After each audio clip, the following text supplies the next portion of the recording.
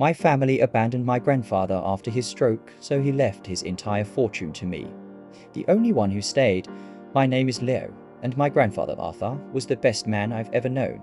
He built a successful construction company from nothing, not with a business degree, but with callous hands and unwavering integrity. He was the patriarch, the center of our large, noisy family. But that all changed the day he had a massive stroke. The man who once lifted steel beams was suddenly confined to a hospital bed, partially paralyzed, and struggling to speak. And in that moment of his greatest need, my family showed their true colors. They saw him not as a father or a grandfather, but as a burden, a messy, complicated, and expensive problem. The visits from my aunts, uncles, and even my own parents became shorter and less frequent. The excuses started flowing. My uncle Rick said, "Leo, I'd love to help, but you know how busy I am with the firm. We're swamped." My aunt Carol said, "Honey, it just breaks my heart to see him like that. It's too painful for me." "You're so much stronger." My own father said, "Son, the doctors say he needs professional care. We should really look into a facility." A facility? They wanted to warehouse him, to outsource the difficult, messy work of love. I refused. I was 24 years old, with a fledgling career in graphic design, but I made a choice. I moved into my grandfather's old, sprawling house. I became his full-time caregiver. I will not sugarcoat it. It was the most difficult period of my life. I had to bathe him.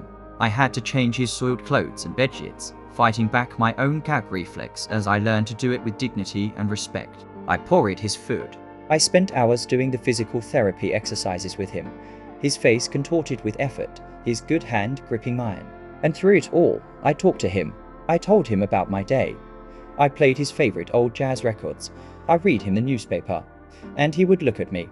His speech was mostly gone, reduced to a few slurred words, but his eyes were eloquent. In them, I saw a profound, aching gratitude. I saw love.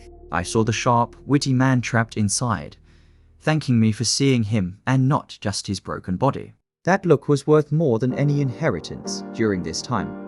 The rest of the family was virtually absent. They'd call on holidays, their voices filled with a false, performative concern. They never offered to give me a weekend off. They never brought a meal. They had abandoned him, and in doing so, they had abandoned me. What they didn't know was that on one of his better days, when his mind was clear and his hand was steady enough, Grandpa Arthur had asked for his lawyer. Mr. Thorne came to the house, and I helped my grandfather sign a new will. I was in the room. He looked me right in the eye as he signed it, a single tear rolling down his cheek. I knew what it meant when he passed. It was peaceful. He was holding my hand, and he looked at me with that same overwhelming love one last time before he closed his eyes. The grief was immense, but it was pure. The reading of the will was held in Mr. Thorne's oak-paneled office. The whole family was there, dressed in black, already making quiet calculations about the value of the house and the business. They expected a fair split. They were not prepared for the truth. Mr. Thorne read the document in a clear, unemotional voice. The will left small, token amounts to various charities and family friends. Then, he reached the final clause. Mr. Thorne said, "And as for the remainder of my estate, including my primary residence, my construction company, and all my financial assets and holdings, I bequeath them in their entirety to my grandson, Leo Michael Evans, to be his without condition or constraint." The silence in the room was absolute for about 3 seconds. Then it exploded. My Uncle Rick said, "This is an outrage. He was ill. He wasn't in his right mind. That boy manipulated him." My Aunt Carol screamed, "You monster. You weaseled your way in there. You took advantage of a sick old man." My own father looked at me, his face a mask of betrayal. My father said, "Leo, how could you? We're your family. You stole from us." They called me every name in the book. Manipulator, con artist, gold digger. They filed a lawsuit to contest the will, claiming undue influence. They told anyone who would listen that I had brainwashed their frail, vulnerable father. Their hypocrisy was a fire in my gut. They had abandoned him in his filth, and now they were furious.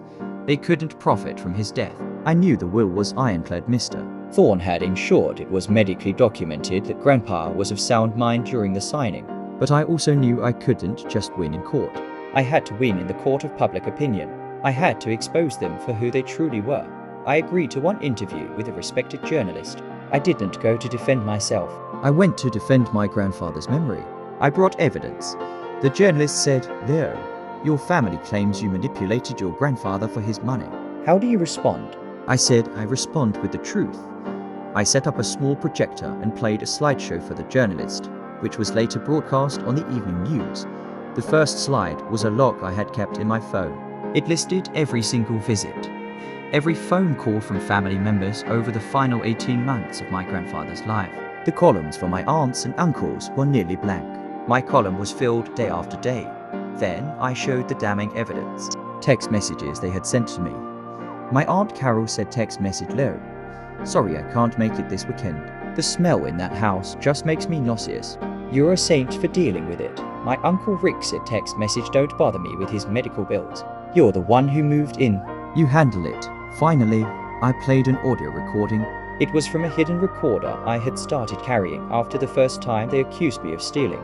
It was a conversation with my uncle, just a week before Grandpa died. My Uncle Rick said, "The old man can't last much longer. Once he's gone, we'll sell that white elephant of a house and the business and finally get what we deserve."